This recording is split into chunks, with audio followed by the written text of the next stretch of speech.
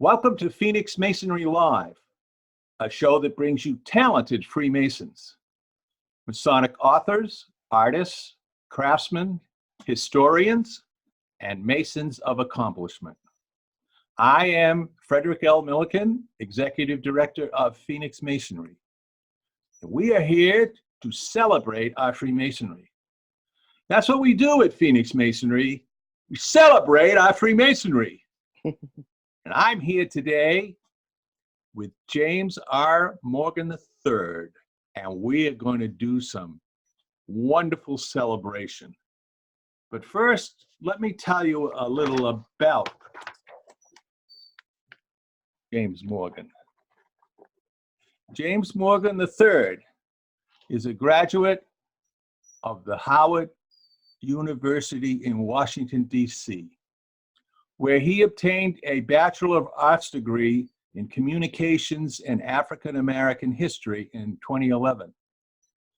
Descended from a long line of Prince Hall Freemasons, he was raised to the degree of Master Mason in Corinthian Lodge number 18, F&AM, PHA in Washington, D.C. on July 24th, 2010. He instantly became fascinated with not only the ritual, but also the history of the African American Masonic and fraternal tradition. He has served in several stations of his lodge, and on November 25th, 2014, was elected as Worshipful Master. Brother Morgan had the distinction of serving in this position for the year 2015, and again in Corinthian Lodge's centennial year of 2016. Brother Morgan has published several articles and research papers on Prince Hall Freemasonry in various publications, to include publishing several works in the Philaxis magazine and the Prince Hall Masonic Digest, where he proudly serves as a staff writer. Brother Morgan currently serves the Most Worshipful Prince Hall Grand Lodge of the District of Columbia as its Worshipful Grand Historian and Archivist. He also serves as his jurisdiction's Fraternal Recognition Committee Chairman.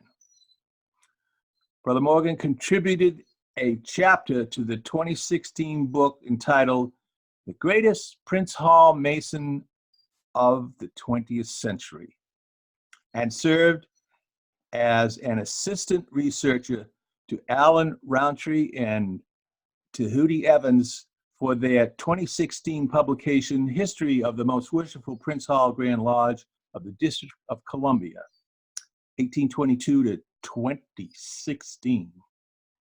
He has contributed chapters to the 2017 and 2018 editions of Lux e Tenebris, which is the annual research transactions of the most accomplished Masonic writers holding membership to the Philaxis Society.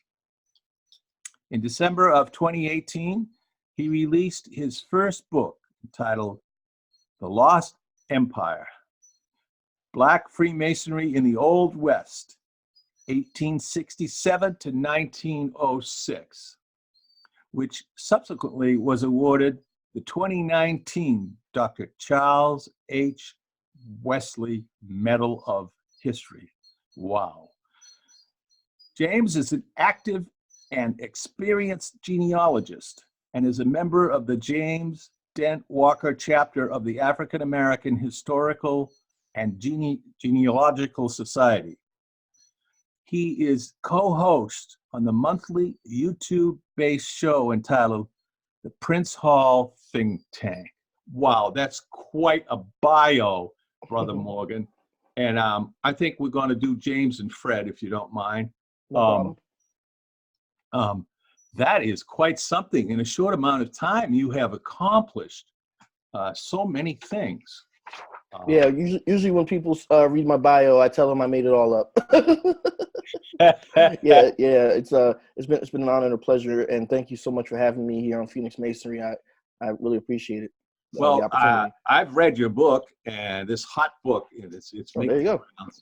There you go. Oh yeah, there we go. There we go. Yeah. Yeah, it's a wonderful book, James, and Thank you. I really really enjoyed it, and I don't know anybody that's written a work on this area. I mean, you dug into new ground, let us say. Right. Thank you. Uh, um, Tell us about your expertise in genealogy and your passion for it before we get into the Masonic stuff. Sure, no problem. Um, I really got into genealogy. So, I won't say recently, but a few years back. I always kind of had an interest in it. I mean, like most genealogists, especially African American ones. I mean, I saw roots for the first time. I think I was about 6 years old, and I always thought it was a fascinating, idea. Around that same time, I guess, what happened with me was that my uh, mother would send me and myself and my brother to the deep south in the summertime. I'm originally from New Jersey, born and raised, but my mother's side is heavily, heavily rooted in southeastern Alabama. Um, and because I came from such a big family, um, but I was also at the time I was one of the younger members of the family, on my mother's side anyway. I was very aware. I think I was kind of hyper aware that there was a world that existed before me, right? Because everybody, and even to this day, I'm 30 years old now, and people will tell me, I act like an old person and all this type of stuff. Well, I grew up around a lot of older people. I really didn't have too many people in my peer group within my family. I never had.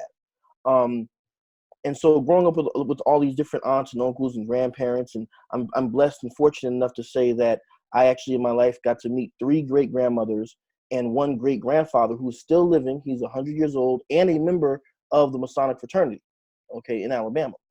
Um, I was very aware that of the importance of history and those family ties. I always tell people when I'm asked this question, that for me it really started when I was 6. When one day my grandmother woke me up and made me get dressed and eat breakfast and all this type of stuff. It was a Saturday, and my cousins were all sleeping, and I'm wondering, why do I have to be up? Well, my grandmother had children, 3 different children by 3 different men. My mother is the oldest. And she wakes, and when I asked her why is everyone else getting to be asleep and I got to be up and get dressed and everything, she told me that I was going to spend the day with my grandfather. And I had met him, but I never recalled meeting him before that time. And she says, hey, you're going to spend the day with your grandfather and you're going to go out and whatnot. And so I went outside and met him for the first time that I can recall. And my grandfather who's also a member of the Masonic fraternity, by the way. He took me around town and showed me different things. And I think, I always tell people about him that he's very big on legacy, tradition, history, heritage. And me being his oldest grandchild, I always have felt that he placed a particular emphasis on me knowing our family story. And of course, most 6-year-olds, on a Saturday in the summertime, want to go to the park, a theme, amusement park, a toy store, something. My grandfather, one of the places he took me was a cemetery. And he showed me where my ancestors on his side were buried and told me about who they were. I remember him taking me to this big, huge church. And he sat me down on the steps and told me that this church, which was called Cherry Street African Methodist Episcopal Church, it's the mother AME church of the state of Alabama. It was built and pastored by my great-great-great-grandfather, Reverend William Jefferson Hightower. And I just remember that awe-inspiring feeling of, being this small child looking up at this big building and knowing that an ancestor of mine built it and had a hand in its history. It was even more exciting to learn about Reverend Hightower later on, because what I came to find out was that he raised money to build the church. Now, this wasn't the original building. This was a new building built on top of, where an earlier edifice had once been. But and that goes to some stuff in our Masonic traditions, right? But what happened was that he raised money and went to the brick factory in the city of Dothan, Alabama, and they refused to sell him bricks because he was a black man. he organized a campaign with the rest of the Black community where they basically were able to get bricks from all over the place, from abandoned work sites and all type, and just stealing wherever they got them from. They got them, and they built this church. So that history in and of itself was very meaningful to me, and over time, I wanted to learn more. Later on, I found out Reverend Hightower himself was also a member of the Masonic fraternity as well. Many years later, when I got to college, I had an assignment from Dr. Charles Johnson, another brother, who gave us an assignment in history class where we had to research an ancestor of ours and contextualize them in the African American experience. And I chose Reverend Hightower. The more I started digging in, even beyond this particular class assignment, it just became an addiction for me, and I ended up joining the various genealogical societies in my area and whatnot. And from there, it just has gone forward. And I'll say this is one last point. I began to recognize very early in my Masonic studies the immense and untapped treasure that Black Masonic and fraternal history can hold for people researching their family histories. And I'm fortunate that I've been in a position to not only take advantage of it for myself, but also share some of that information with other people. So yeah, I guess I'll just leave it there for now. Great. That's very interesting. How did you come to write this book, The Lost Empire? Yeah, that's actually a great follow-up to the last question. It actually stemmed from the genealogical research and experience that I was gaining. And there's a group on Facebook called Our Black Ancestry, which I happen to be one of the administrators for. And over time, I started to find people would post, pictures and images of ancestors of theirs who were members of various fraternal groups. And sometimes I would see them say things that were incorrect, or they would ask questions and say, "Hey, what is this?" Or they would make claims like, if you ever notice, Brother Fred, a lot of times you might meet somebody and they find out you're a Mason, and they'll say, "Well, yeah, my grandfather was a Mason. He was the Grand Master. He was a 33rd 1,000-degree Mason," making all these outlandish claims. And what I would say is that, well, they may or may not have been all of that. But even if they weren't what you're saying they were, what you think they were, they were still involved. And being a genealogist, being a historian, you want to get the specifics and make sure people understand the nuances of different things. So long story short, I kind of gained a reputation in various genealogical circles, if you will, for being somewhat of an expert on Black fraternal history, partially because I am a member of a fraternal organization. And what happened was that led to this book was that Ms. Denisha Swanigan, who actually wrote the introduction and who was a co-researcher of mine for the book, she posted a couple of documents on this particular Facebook group in May of 2014, which I had no idea would take me on this journey, and that I'd still be talking about this with you all these years later. But what these documents were was two documents. One was a letter from J.J. Bruce, who was I believe it was 1869, if I recall correctly, was the grand treasurer of the Most Worshipful Prince Hall Grand Lodge of Missouri. And it was written to his brother, Senator Blanche Kelso Bruce. Now, Senator Bruce was the second Black man to serve in Congress, but he was following Hiram Revels, but he was the first one to serve a full term. Hiram Revels, who also was a Prince Hall Mason, did serve first, but he only served a partial term because he finished out Jefferson Davis's tenure. This letter, the contents really didn't have any Masonic significance whatsoever. However, the letterhead it was written on Grand Lodge letterhead, and it didn't even have the Prince Hall Grand Lodge name at the time. It was the Grand Lodge of Missouri. I forget all the states, but it was a different name. But it was easily identifiable to me of what this was, and I had to explain to her who we were as Masons and the fact that he was Grand Treasurer and contextualize it for her. The second document that she had was even more interesting. This second document, also from 1869, was a newspaper article from the Cleveland Plain Dealer, which detailed another uncle of hers. Now, let me back up for a second. Denisha Swanigan is a descendant of a man named Sandy Bruce, who also was a Mason in Missouri. He actually got to be Grand Junior Warden in the 1880s. And so Henry Bruce, who I'm about to mention, J.J. Bruce, and Blanche Bruce, these are all his brothers. So one of her other uncles, Henry Bruce, in this Cleveland Plain Dealer article, had been shot. And this article detailed how he was shot, and a man named Captain William Matthews and other members of the Masonic fraternity in Leavenworth, Kansas, they found the guy that shot him. The article calls him George Thomas or George Thompson, but his real name was Alan Pinks. And long story short, this man named Captain William Matthews and this band of Black Masons went and found him in the streets of Leavenworth. He was actually in police custody, being escorted from the courthouse to his holding cell.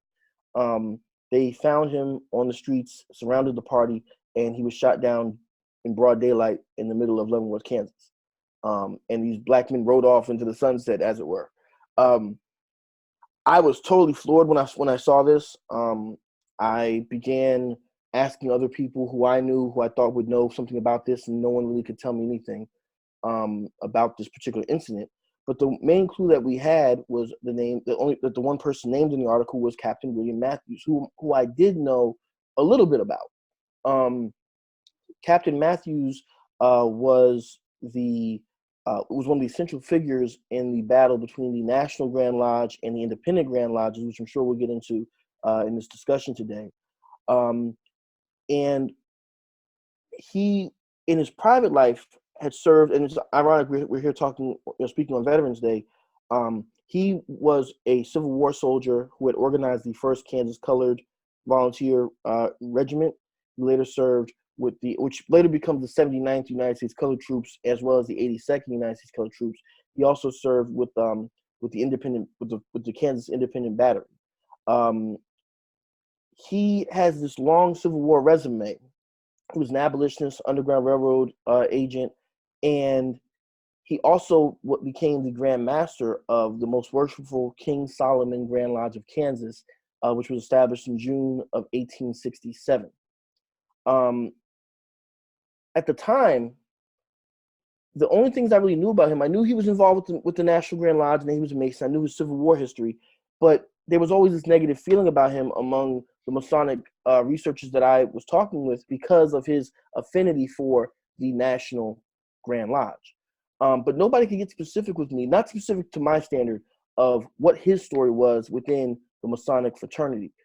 People were aware that he was over this thing called King Solomon Grand Lodge, but nobody could tell me the story behind him. And that was important for me to be able to assist Ms. Swanigan in her research, because the article mentioned that her uncle Henry, at the time he was shot, was the Grand Lecturer of the King Solomon Grand Lodge of Kansas.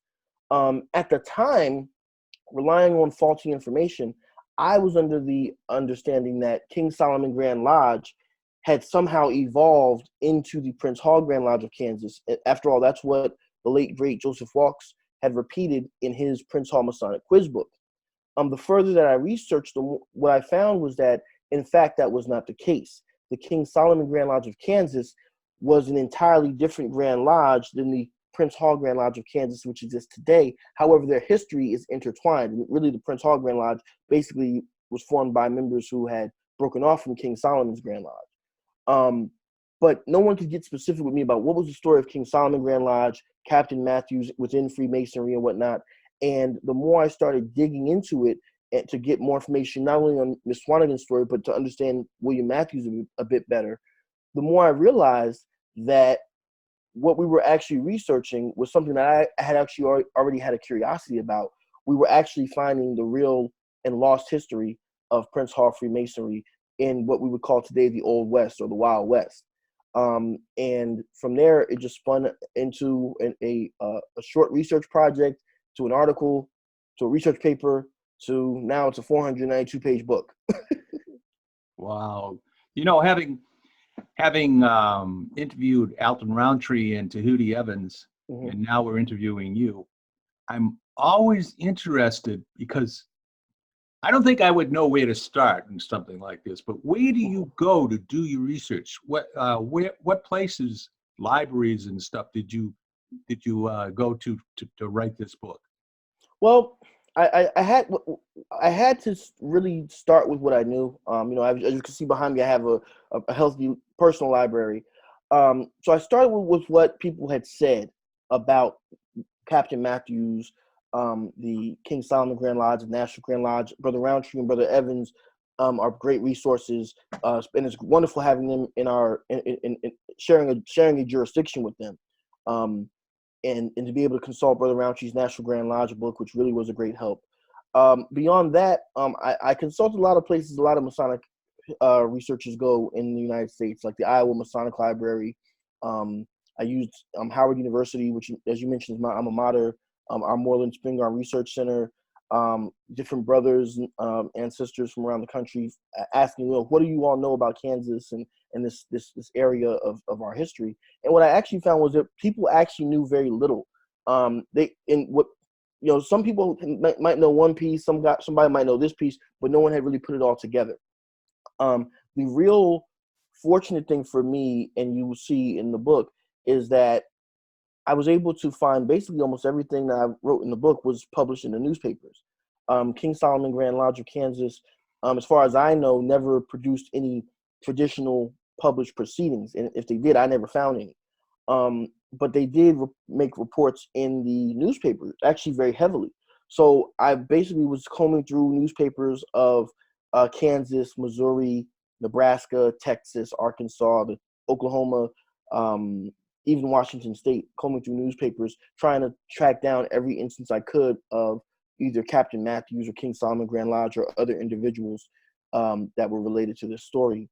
And, it really was a blessing. I had another thing that happened was that back in August of 2017, I want to say it was, I traveled to Leavenworth, which is where Matthews was based, for Miss Swanigan's family reunion, and she had me to speak as a special guest about the history of her family in Freemasonry in Kansas as well as in Missouri.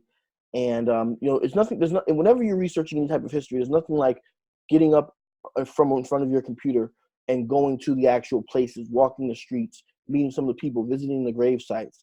And that's what I did as well. I had a chance to go to visit the Richard Allen Cultural Center in Leavenworth, which houses which they have a heavy focus on Black history in Kansas and in Leavenworth, particularly with the Buffalo Soldiers. So I went a lot of different places, but the newspapers really were very heavy for me. Whoa, that's very interesting. Oh, and I'm sorry. And one last thing, I cannot neglect the fact that I actually visited the Prince Hall Grand Lodge of Texas in December of 2014, shortly after getting in touch with Ms. Swanigan. And I did have the chance to visit the Wilbur Curtis Library and Museum. Grandmaster Curtis himself gave me the tour the first time I visited that particular facility. And I noticed in there, and I'm sure you're aware, that there's photographs of Captain Matthews and his wife in there. And I'm sure we'll talk about in a minute, the fact that the Prince Hall Grand Lodge of Texas, as well as Colorado, both have roots with the King Solomon Grand Lodge of Kansas. Arkansas does as well, but Colorado and Texas are unique in that all of their founding lodges came from the King Solomon Grand Lodge of Kansas. When I consulted Grandmaster Curtis about what was the history of that particular Grand Lodge, he said, well, we know we came from them, but they really didn't know anything about it. And that kind of broke my heart. So that was another inspiration for me to write the book as well. And I want to make sure I give a shout out to Grandmaster Curtis and Ms. Gail Hansen, who's a genealogist there, because they've been excellent supports for me with this project as well. Yes, Texas Prince Hall is my Grand Lodge, and W.D. Matthews is a very large portrait of him up in the library. Absolutely. This book that you wrote, it seems to me is much a history book as it is a Masonic book. And I noticed no Masonic symbols on the cover. Was this by deliberate design? Yeah, actually it was. And it's funny how many people actually recognize that fact. I was very deliberate with that because one of my goals in my Masonic, research career is to try to help bring some of these conversations, some of this information into a broader discussion of African American history. And I think that a lot of people in academia, regardless of their complexion, they overlook the importance of Freemasonry, especially Prince Hall Freemasonry, to the broader narrative of African American and of American history. And I think that, when you put the symbols and things on a book, sometimes it will deter people away because they either have their nose in the air and think that it's not worth reading, or it scares them away and they think, oh, that's not for me. I really wanted this to be viewed as, it is a Masonic book, but it's a Masonic history book. It's an African American history book. It's all of the above, and so that was a very deliberate design choice.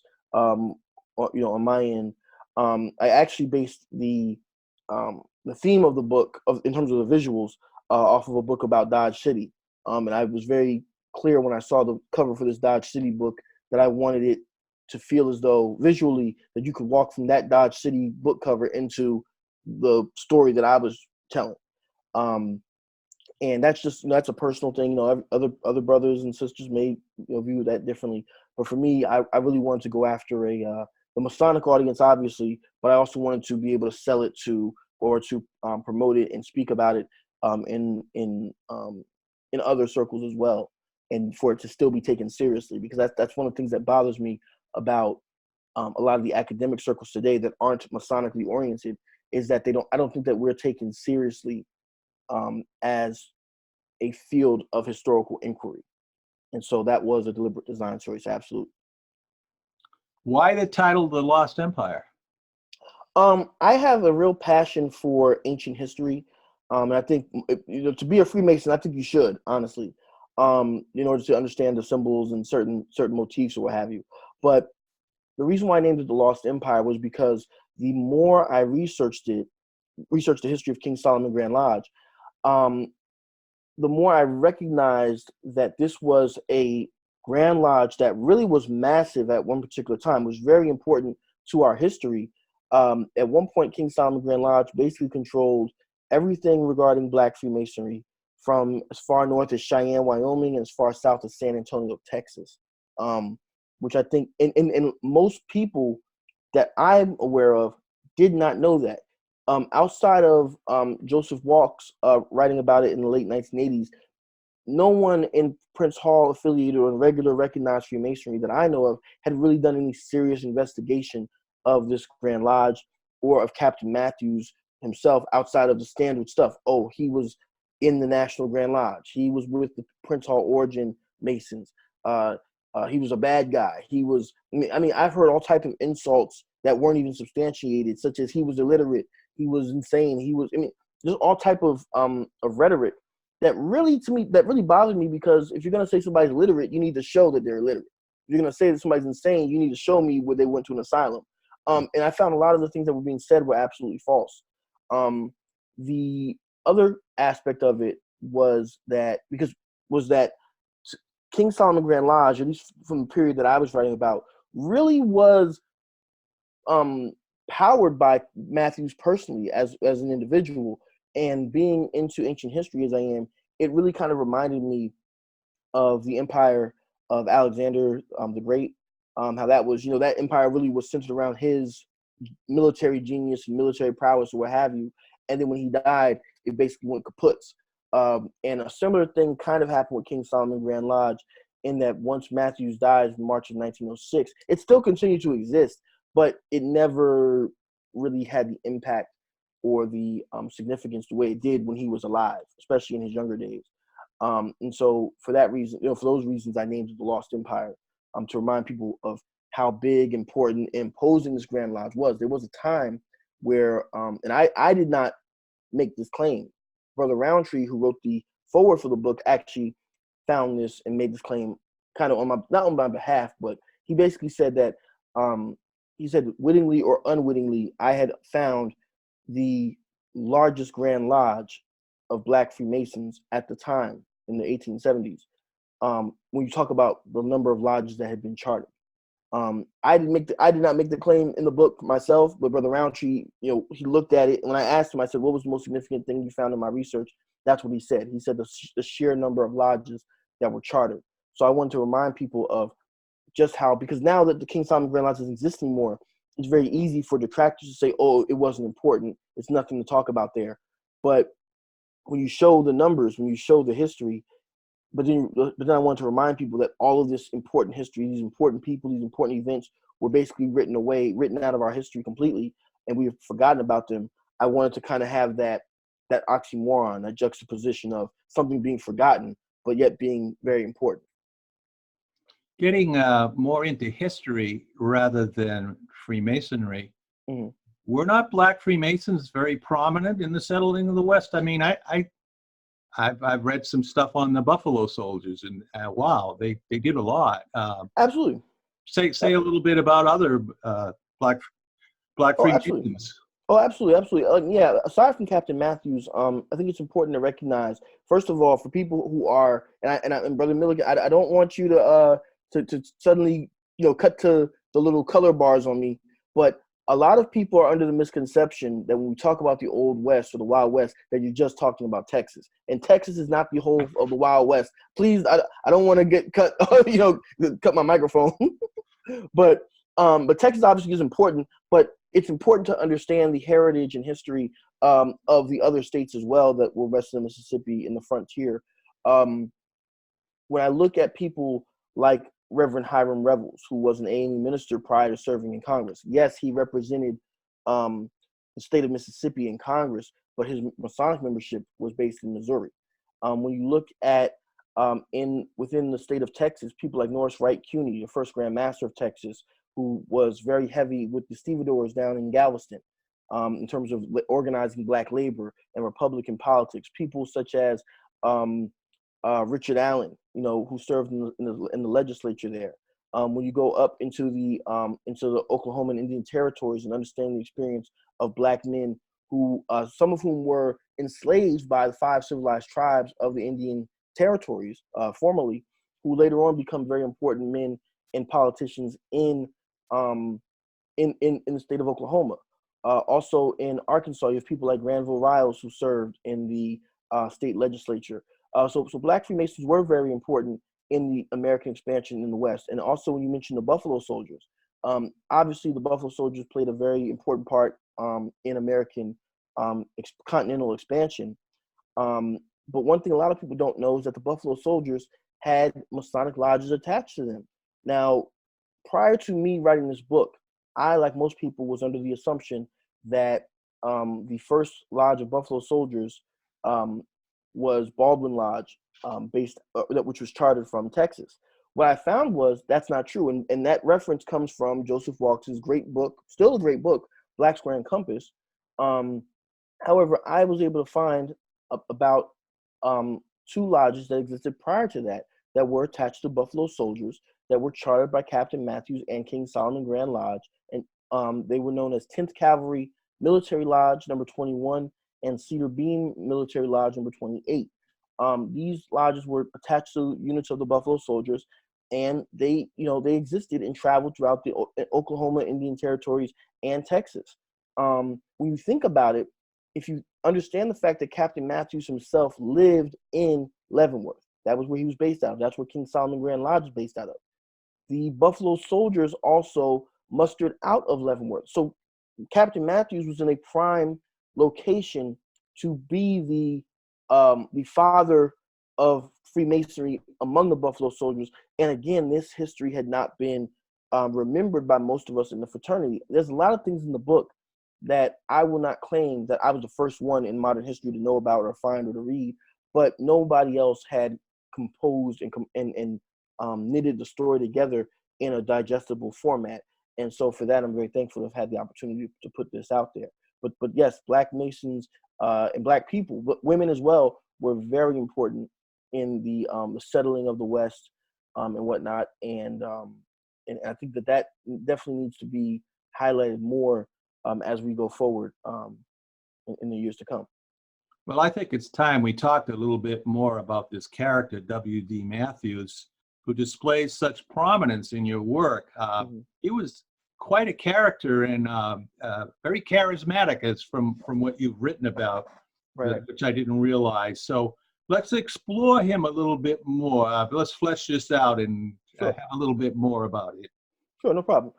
Captain Matthews was born in October of 1828 um, in the Eastern Shore of Maryland. He was born to free parents, and he lived not too far actually away from where Frederick Douglass was born and raised as well, which plays a role in his life later. Um, he, at the age of, I believe he was about 20 years old, he shipped out to Falmouth, Jamaica, and he says he lived there for about 2 years. He returned to the United States, and he purchased a shipping vessel and went up and down the East Coast as a grain merchant. At some point during this time, and by this time we're talking about the roughly the late 1840s into the 1850s. Somewhere in this period of his life, he claimed to have joined a Masonic lodge in Boston, Massachusetts, presumably under the Most Worshipful Prince Hall Grand Lodge of Massachusetts. Um, the state of Maryland eventually passes a law outlawing black men owning seaworthy vessels, and therefore he's forced to sell his ship. He's living in Baltimore, and he actually gets invited out to the West by a man named Anthony. Excuse me, by a man with the last name Anthony, right? And so what happens is that the hold on one second, I'm trying to Daniel Reed Anthony. Excuse me, I was losing the name for a second. He gets invited by Daniel Reed Anthony to come out west. And Daniel Reed Anthony is not as famous as his younger sister, Susan B. Anthony. And I'm sure we all know who she is, right? So he goes west to Leavenworth and basically sets himself up as a young entrepreneur. He establishes a business called it's a hotel and an inn that he establishes called the Waverly House. And he begins operating as an Underground Railroad agent in Leavenworth, which is right on the border of Missouri. Now, to contextualize this is the period of John Brown, the border war, the Kansas-Nebraska Act. Okay, so Kansas isn't even a state yet. It's a territory getting ready to become a state, and they're trying to figure out, is this going to be a slave state or a free state? We know that John Brown was in the area, and he actually worked with Captain Matthews on various Underground Railroad and abolitionist activity. And it was very violent out there. There are many scholars, and I'm happy to fall into this camp, that would actually say if you really want to understand the roots of the Civil War in terms of the military conflict, you can really start it with John Brown and the Kansas-Nebraska border, the Kansas-Missouri border war. It could be argued were really the first shots of the Civil War, even though it wasn't official just yet. So this is the environment that Matthews is in. There isn't this. They don't really have as much of the ability out there because of the lawlessness and whatnot. They don't have the ability as much of, well, we're just going to write newspapers and give speeches and stuff. It got very violent and very bloody out there. And this is the environment which he's in. Now, being at the age that he was, in his late 20s at this point, early 30s, he's educated, he's literate, he owns his own business. He has an early start in life compared to many others who were still enslaved in his peer group.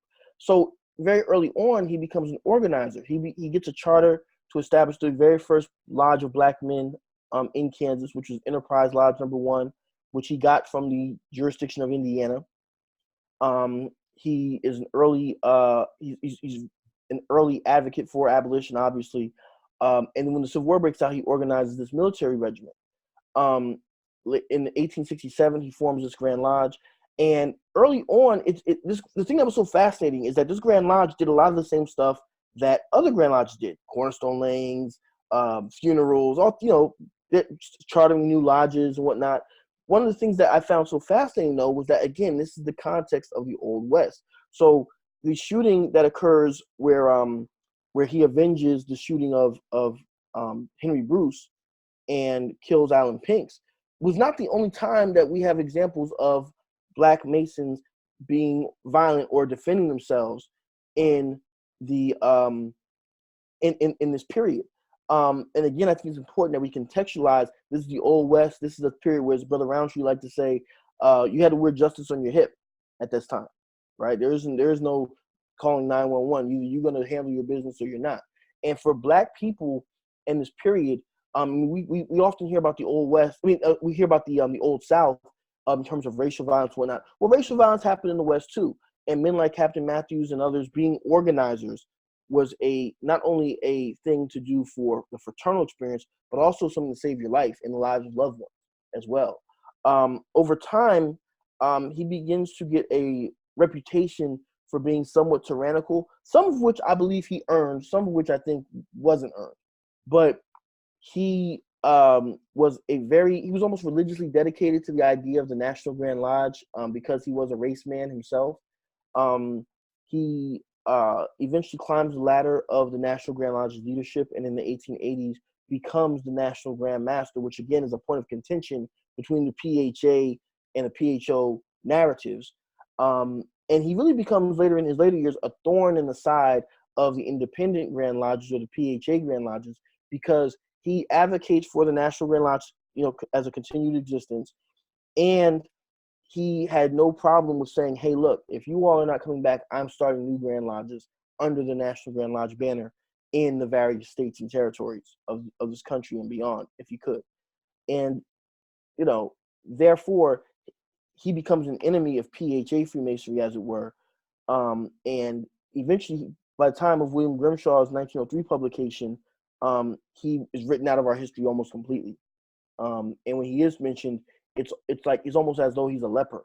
And so for me, being a historian, I said, well, I understand what people are saying about him in the 21st century. Let me go back and get as much information as I can and write about him from the beginning of his story. And I will say this, I find that a lot of people, because I wrote about something, or if I say something that in terms of a fact of history, people will associate it with saying, well, if you wrote about it, you must agree with what happened. You must be an advocate. No, there's a lot of things that he did and said that I don't agree with. There's a lot of things he did and said that I do agree with. But as far as things that I don't agree with go, I am a historian. I wrote what I knew to be true, or what my best, guesstimate was, right? And that's it. A lot of people feel that, well, you wrote about this, so you must endorse it. No, it's not an endorsement.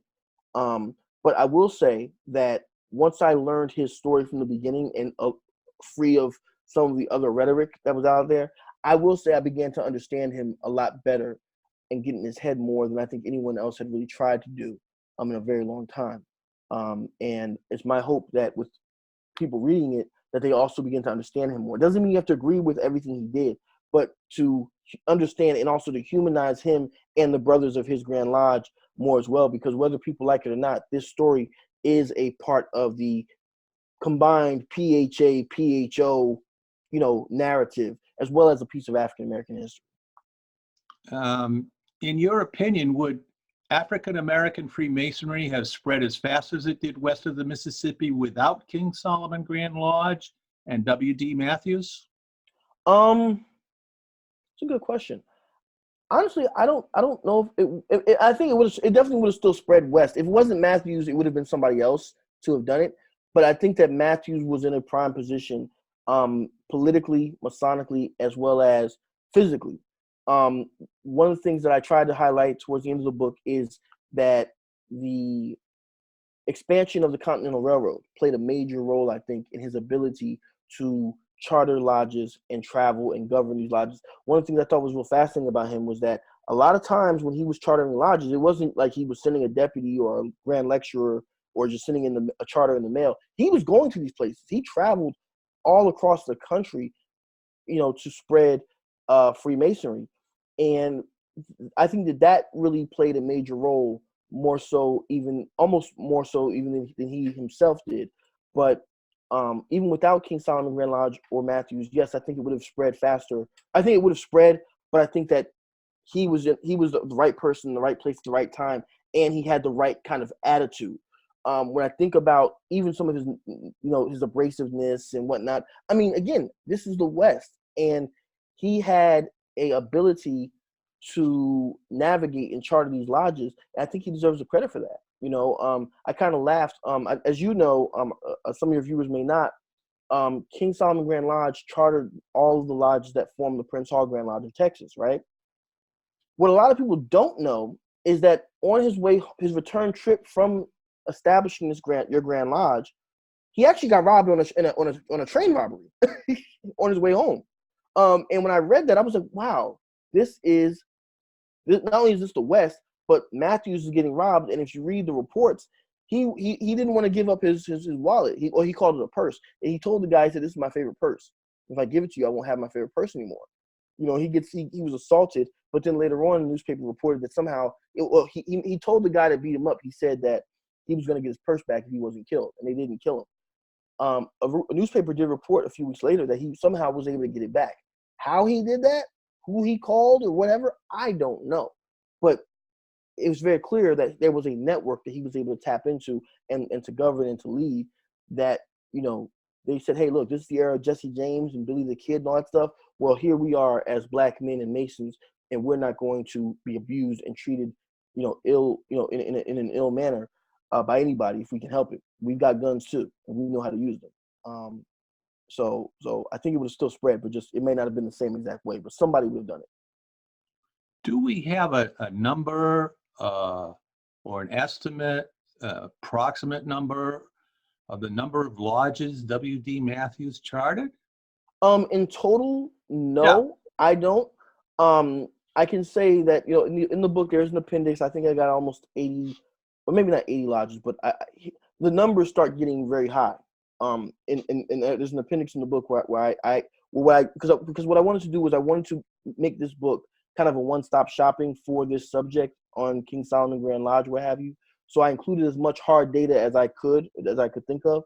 And so in one of the appendixes, I did an entire index of every single lodge under King Solomon Grand Lodge of Kansas that I was able to document. And I know I'm missing some because the numbers are not all sequential, but it did get almost into the 80s, or what have you, and that's just under King Solomon Grand Lodge. Now when you start talking about his period of being the national Grand Master and going around the country setting up lodges and grand lodges, I if I could have included that, I would have, but I was not able to get a hold of that type of hard data, so I didn't go down that road. But I hope somebody does, because it's still, even though those lodges and grand lodges may not be considered recognized, what have you, I still think that data would still be valuable to historical research. So hopefully somebody does it at some point in time. It was quite evident to me in reading your book, and something that, I've heard of King Solomon Grand Lodge, but I didn't realize how influential it was. And I'm thinking of asking, what was the reason? Was it because it was first? Was it the quality of its leaders? Was it its persistence in the face of criticism? This Grand Lodge, as you write about it, was so influential in the West, and chartering lodges and doing stuff. Nobody touched its influence. Maybe I'm wrong, but from reading your book, nobody came close to having the influence that this Grand Lodge had. And so I'm interested in why. Well, yeah, I think, obviously, with it being the first Grand Lodge in that particular region, off the top of my head, and I'm pretty sure that what I'm about to say is accurate. If I'm wrong, I hope the viewers correct me and forgive me. But the only Grand Lodge I can think of that was west of the Mississippi that that preceded King Solomon Grand Lodge would be California. California had a Grand Lodge established in 1855, but that Grand Lodge did not really spread, as far as I know, into Texas and all these different places that I highlight in the book. That was open territory in the 1860s for Black Freemasonry. And so, yeah, the fact that they were first, I think, was very important. Again, the spread of the Continental Railroad, the Transcontinental Railroad, I think played a major role. I don't want to underestimate that element of the increase of travel. Instead of just riding on horse and carriage, now we can ride a train, right? I think that played a role. Obviously, Matthews' own personal charisma. Also, the fact that this Grand Lodge was still pretty new. And early on, you can see that it attracted many people. I was very surprised at some of the more famous names even that popped up, like Hiram Revels. At one point, is documented to have served as a grand chaplain for this Grand Lodge. We know that we already knew that he was under the jurisdiction of Missouri, but for a short time period, he did have a membership in King Solomon Grand Lodge, from what I can tell. So I think that there was that aspect, and also the brand of Freemasonry itself was already well known, I think, throughout the country. And so the fact that there was now a black or Negro or colored lodge being established in whatever town in that particular area, I think just like anywhere else, attracted people. You know, they were outside of some of the more controversial stuff. King Solomon Grand Lodge, yeah, it was big, but a lot of the other things they did were still the normal things that we do as Masons and that were normal for that era. Cornerstone layings, like I said earlier, dispensing charity for widows and orphans and that type of thing. You know, they did a lot of the same stuff that attracted people and still continues to attract people to Masonic lodges anyway, which is the work of Freemasonry. Yeah. That's great. Then now let's talk about some of the other influential Masons you wrote about in this book. We can't talk about them all, but I'll let you pick Right. and choose. Right. More besides W.D. Matthews. Sure. Yeah, absolutely. Absolutely. Well, obviously, you know, Henry Bruce played a major role in the book. Now, one thing I want to mention about him that I try to tell people to make sure they do, Henry Bruce actually authored his own autobiography called The New Man, 29 Years a Slave, 29 Years a Free Man. Now, eventually what ends up happening is there's another gentleman by the name of David G. Lett, Reverend David G. Lett, who was originally a member of the jurisdiction of Ohio. He and his son Hannibal get into a dispute with Captain Matthews, and they end up breaking off from the King Solomon Grand Lodge. Henry Bruce is one of the people who breaks off, and they form the Prince Hall Grand Lodge of Kansas in 1876. Reverend Lett was a pioneering minister in the area. Henry Bruce was a grocer and an entrepreneur in the region as well. We do touch on some of our, like I mentioned earlier, Norris Wright Cuney, who was the leader of the Texas Republican Party, and a labor organizer in the state of Texas, as well. Some other folks who make appearances in the book are people like J. Milton Turner, who was a Black American diplomat to Liberia. Charles H. Langston, who was the grandfather of Langston Hughes, an abolitionist and an educator himself. I'm trying to think of is anyone else that I'm missing that stood out to you? Well, what stood out to me was you know, you didn't talk a lot about this this Freemason, but this was one that I think is notable was John G. Jones. Tell us a little. Okay, sure.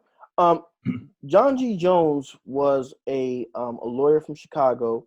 Many folks would remember him for being known as the father of clandestine Black Freemasonry in the United States.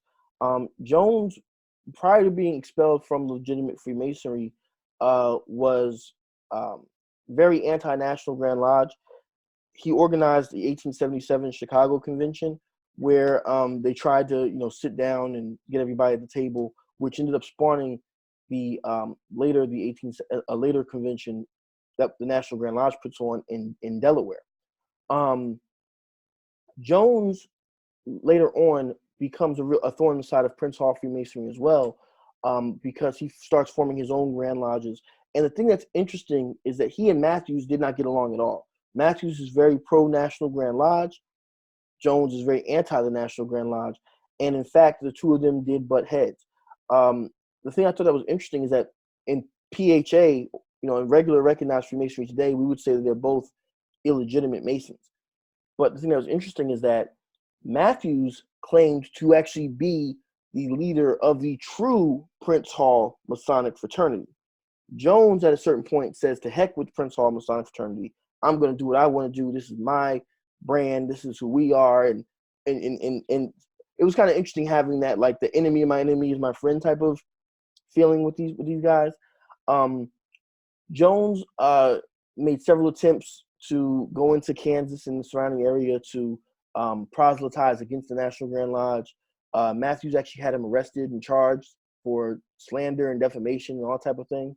And so it was very interesting kind of seeing those two go back and forth, especially considering the fact that today many people would say that they're both, wrong. So, but to see them go back and forth is really kind of an interesting juxtaposition as well. What historical misinformation were you able to correct in this book? Oh man, a whole lot. First of all, I would say to get the big thing out the room is that um, the King Solomon Grand Lodge of Kansas and Captain Matthews do matter in our history. That would be the biggest misconception, I would say.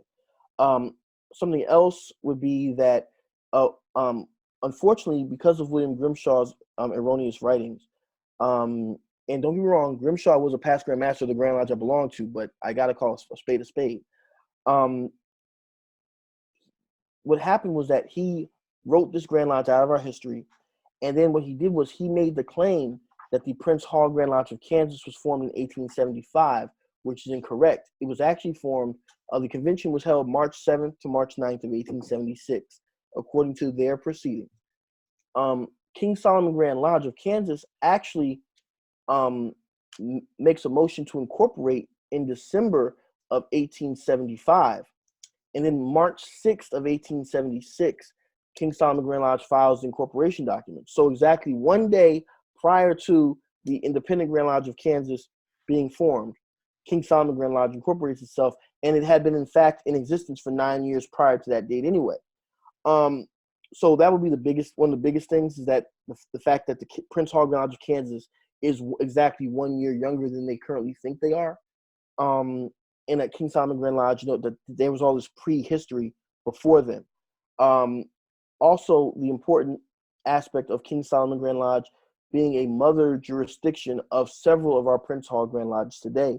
As I mentioned earlier, Colorado, Texas, to a certain degree, Arkansas as well, owe their lineage to King Solomon Grand Lodge of Kansas, and we can't escape that those facts. There are some who embrace, but then there are many who want to reject or try to dance around it, and it just kind of is what it is on that. I'm trying to think if there's anything else that I missed. Yeah, I guess I'll just leave it there. Yeah. A question that bugs me, something that bugs me is, why is it that today's average Prince Hall Mason knows practically nothing about the National Grand Lodge and who PHO are? Is there a conspiracy of silence?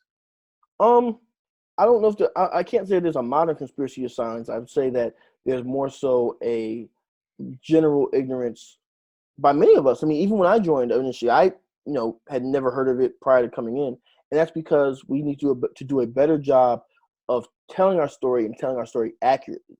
The big 900-pound elephant in the room, as I mentioned again, was William Grimshaw with his book, Official History of Freemasonry Among Colored People, published in 1903. He wrote a story of Prince Hall Freemasonry, which is incorrect. And unfortunately, that story has been a filter through which most historians coming along later have viewed Prince Hall Freemasonry in the 17 and 1800s. And I think that in many ways, many of our researchers today have eschewed Grimshaw's errors. But when it comes to the National Grand Lodge, many of us still fall in line with him to some degree. There's, I guess, a blissful ignorance type of thing, because I don't personally have any emotional, conniption about my Grand Lodge having one time been, affiliated with the National Grand Lodge. This is a fact of history. But I think that there are many brothers and sisters who do. The fact that Grimshaw basically he wrote about it, but he basically tried to write it out of our history, King Solomon Grand Lodge especially. And so with that being said, there's this historical filter through which people are viewing this history. And I think that that's really the reason why. So if our historians and researchers either don't know about it, don't write about it, or even worse, they do know about it, but they try to minimize it as much as possible. The average brother and sister who's not doing the hardcore research themselves definitely doesn't know about it.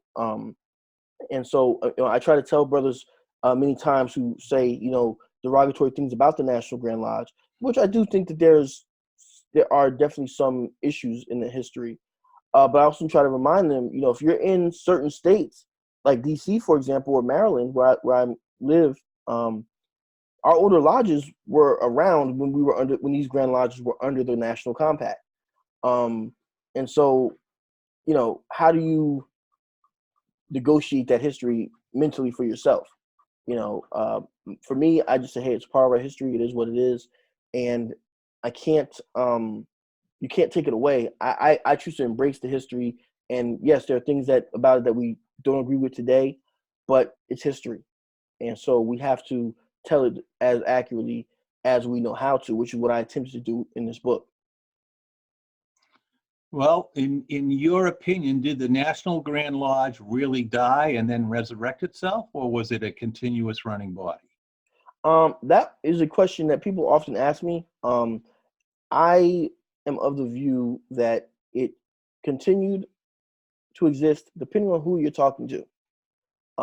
If you talk to, even back then, if you talk to Captain William Matthews, he would say it's a preposterous question because they continued having triennial sessions. King Solomon Grand Lodge and other compact Grand Lodges continued to exist. If you talk to the Conference of Grand Masters, or at that time they were having Masonic, they were having Grand Masters congresses and conferences, they would say, no, we killed it, we got rid of it.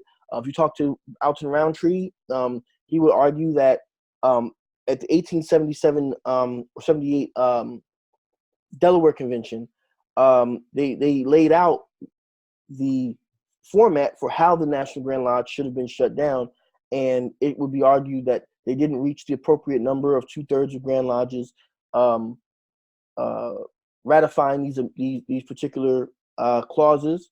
But then if you ask someone like Brother John Hairston or some others, they would say, no, they did reach that. So it really just depends. For me, in doing the research on the book, I would say that, yeah, the National Grand Lodge did continue, although it was definitely on life support. It was definitely hurting in the 1880s, but you can still see where, Matthews, George Levere, and some other guys, they did what they could to keep it going. Although I do hold in the book that there were some things that were done illegally to keep it going, particularly with George Levere. But they tried. They did the best they could for the cause that they wanted to do. However, and I'll say this as well, for me today, I will say that when you look at a Grand Lodge like the DC Grand Lodge, where I'm a member, we left the National Grand Lodge in 1871, and we basically voted with our feet in PHA, which I think is the most powerful thing that you can do. We left, and we continue to exist and thrive. And so for that reason, I'm not really a big advocate for like recognition with PHO or anything of that nature, because we left. Now, what Captain Matthews does later in forming new Grand Lodges in these various areas, that's his business. But to me, there's a conflict there, and I recognize the fact that historically there is a relationship between PHA and PHO, the National Grand Lodge. However, we're related, but we don't live in the same house. We're not that closely related, but we are related. Here's a question you may have difficulty answering because it's kind of obscure. But I noticed in your book, as I was reading it a couple of times, maybe 3 or 4 times, you allude to, you start on a little bit of a side subject and you say, oh, this is interesting. Somebody should write about this. Right. You go, well, that's a story for another time. Mm-hmm. What are these things that arose in your book that you think somebody should write about and take a second look at? Do you remember? Oh, man. One of the big things I would say would be the role of women, and this is just in general, the role that women played in the history of Black fraternalism, Prince Hall Freemasonry and whatnot. I think that's probably one of the biggest kind of loose ends that needs to be dealt with.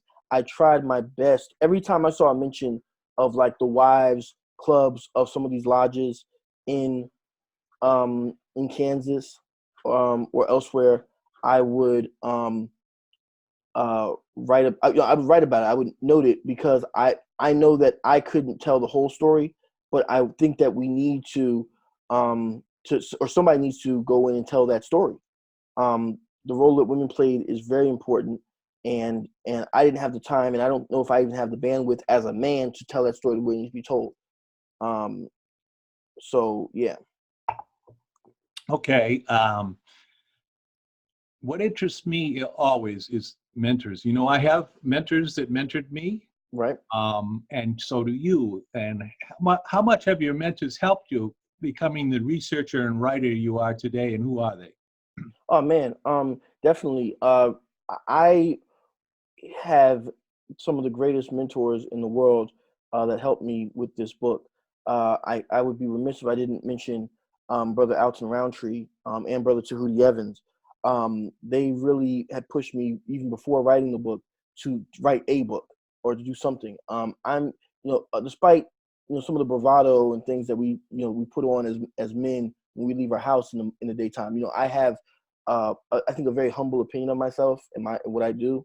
um, I really had to kind of push myself to writing a book because initially it was just an article that went into Philaxis magazine, and over time the information got so big that I had to write a book.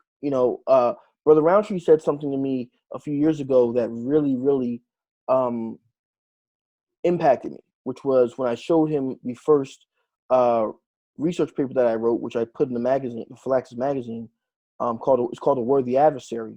Roundtree said to me that um, he said, if you do this same thing maybe 3 or 4 more times in terms of content length, you have a nice little book there.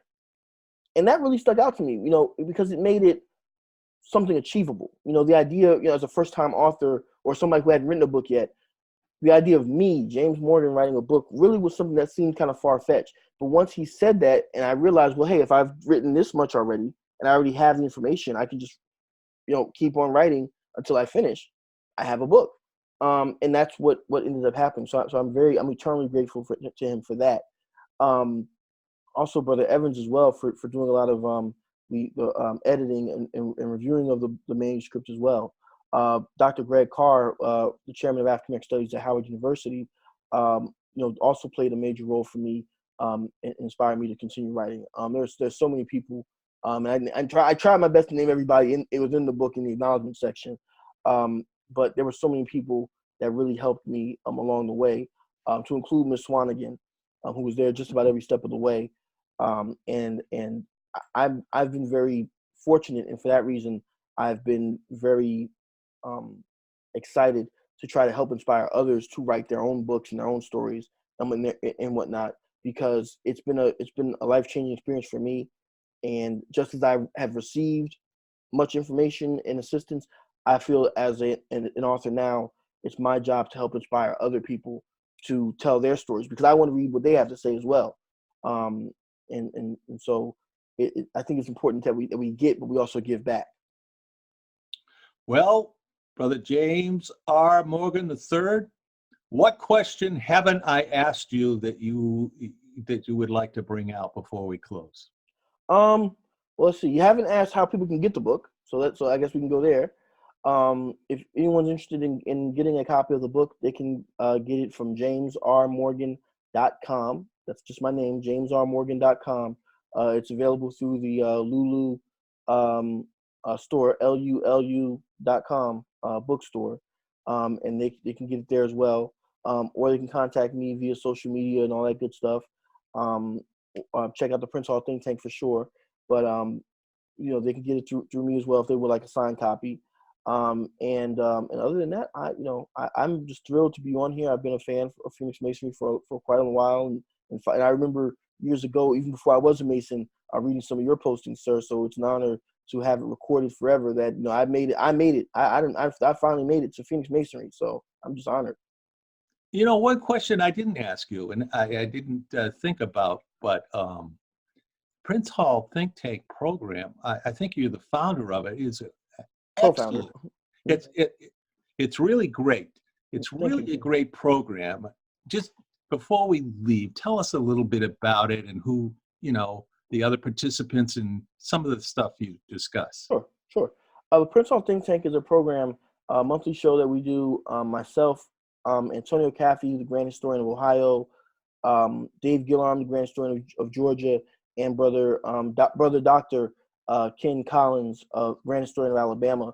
We came together and created this show really as a means of an outlet for us to be able to talk about and think about and discuss some of the issues that pertain to Prince Hall Freemasonry today, as well as our history, as well as to talk about young leaders and new things that are happening in the organization in an online family friendly format that really had not been done before. Brother Caffey was the originator of the idea. He kind of organized us together. And initially, it was supposed to be a one-time program of the Corey Adams Research Lodge, which he had established up in Ohio. However, it was so successful that we decided to continue it as a running series. And there are several other series out there, like the Masonic Roundtable, Historical Light. The Digital Freemason was a podcast from me a few years back.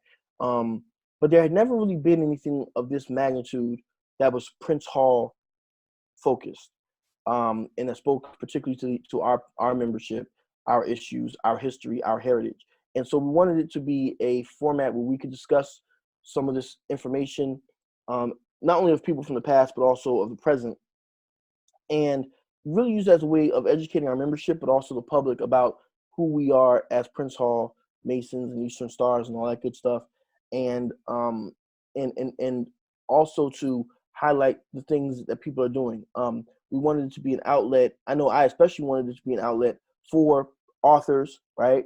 Who sometimes get overlooked by some of the other publications and whatnot out there. So every time somebody who's a Prince Hall Mason or sister writes a relevant book or something of that nature, we bring them on. A lot of people, we did an episode on the Prince Hall monument up in Massachusetts. We had Brother James Young from Michigan on. A lot of people don't even know that there's a Prince Hall monument on Cambridge Common. So we try to bring on people to discuss in a serious way who we are as Prince Hall Masons, where we've come from, and where it is where we need to go. We do things that we do have episodes that don't just focus on Prince Hall. I think anybody can really benefit from, but we try to still have that center to serve that demographic.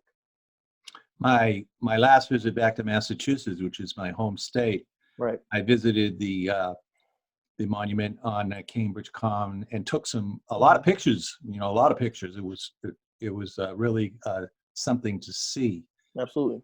This podcast that you do, let's tell people how they can get on it or see it, what they got to do to get a hold of it. Certainly. Just youtube.com/Prince Hall Think Tank.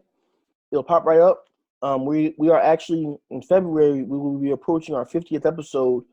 Back in September, we reached 5 years of being in production. And I think we have many more episodes to go. Many more guests, many more great topics. We recently had Dr. Robert Uzzle on back in August, and he's actually the first repeat guest. So Texas Prince Hall Masonry is going, you guys are all over the place. We're actually bringing him on in a few weeks on November, I believe it's November 30th. We're the last Sunday of every month. I want to say it's November the 30th. Let me check my calendar. It's November 24th, excuse me.